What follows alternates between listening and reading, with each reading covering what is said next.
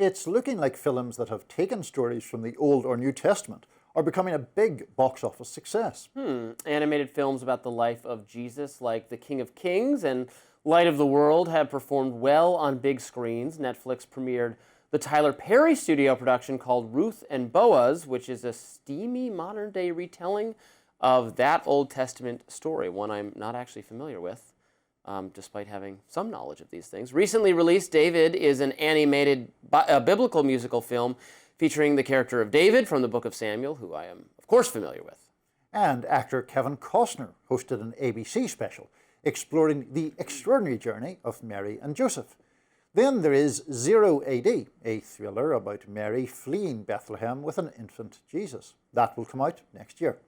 The New York Times writes the history of Bible films is surprisingly complex, even controversial, and it often reveals something about the culture in which the movie was made. So, why are there so many Bible-based films being made now?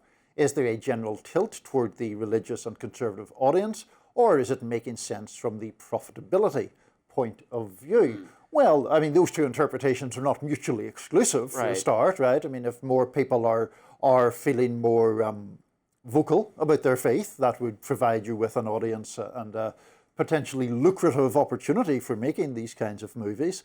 I'm also trying to get through this without using the word film too much, because our commenters always mock me for my pronunciation of that word. I did notice it this time. Yes, there we go. Well, Amber Duke also mocks me for it, but anyway. Usually when I hear, faith-based film, I think that imputes like an agenda or something, or like an evangelical or trying to convert you. But the Bible is in addition to being a religious document, is a history. Sure.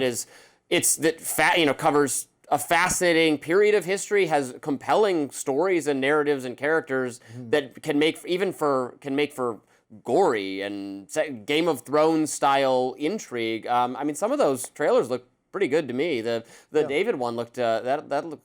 I liked the way it looked. I liked the animation style. Things have been made about the Bible that are good works of art. I was a big fan of my mom loved it, and she showed it to me as a kid.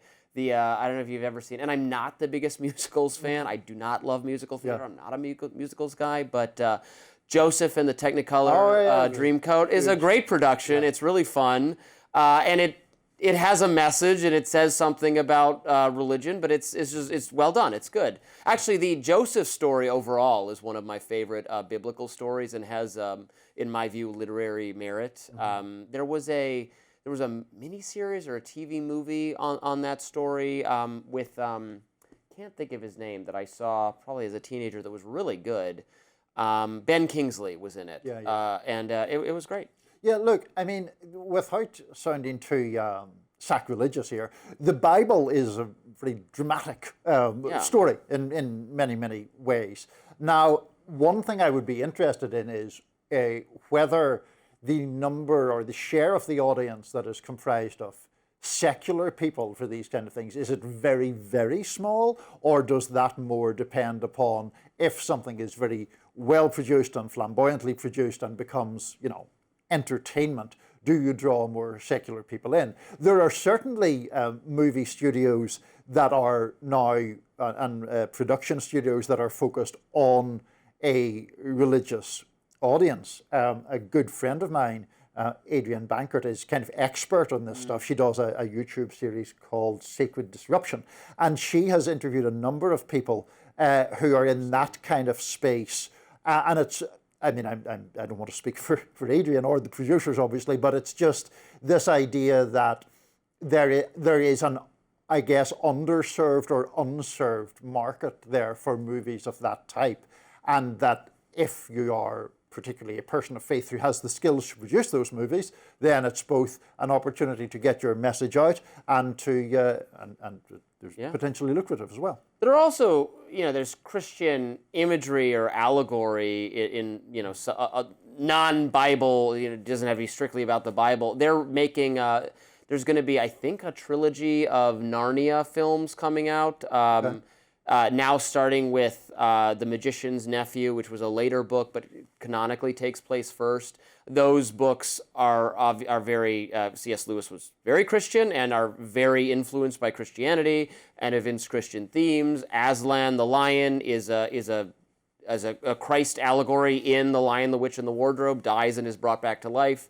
The later books are very, like, the Book of Revelations takes place in Narnia, essentially. So I'll be interested to see, because there's Greta Gerwig is doing this.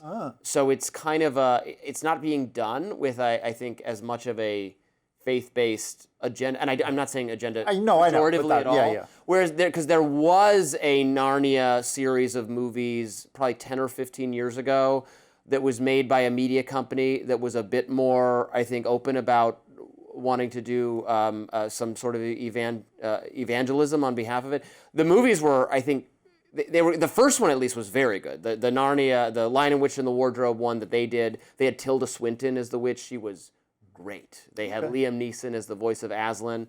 The people who played the kids were all terrific. It was really a well done film. I will be interested to see if this one, which is not, Greta Gerwig is probably less motivated by fidelity to Christianity, and see if that changes it. Because there's already talks about, it's being made woke. Because I think like Meryl Streep is voicing Aslan, which Aslan is a male lion, and I don't know. It's too woke. It's too woke for the audience. It might be off-putting. One of the things I'm interested in, just thinking through it as we talk about this, is whether, what extent this occurs in other non-Christian cultures. For example, it is my understanding, and there's certainly someone in the control room who can correct me if I'm wrong, I think quite a few Bollywood movies are Hindu-based, I mean, as well as having other, as well as having predominantly Hindu actors, but that sort of thing. Yes, I'm being told yes by a person who is Prerna, who has expertise in these areas. So that sort of thing is obviously part of it, whereas in Western culture, obviously that Hollywood is derided often by conservative people for even liberal and woke, and I think many Christians would think anti-Christian as well. Yeah, that is interesting. I have no idea. I've watched no Bollywood. The only movie I've ever watched that is even close to Bollywood is Slumdog Millionaire, because and the only way in which it is Bollywood is that it has a Bollywood-style dance number, like, for the ending credits. I loved that movie, by the way. I thought it was great. Absolutely. So we should spread the spectrum of religious movies across the world and see where we go from there. Yes. Next up, is Ozempic changing the game this holiday season? We will look at that next.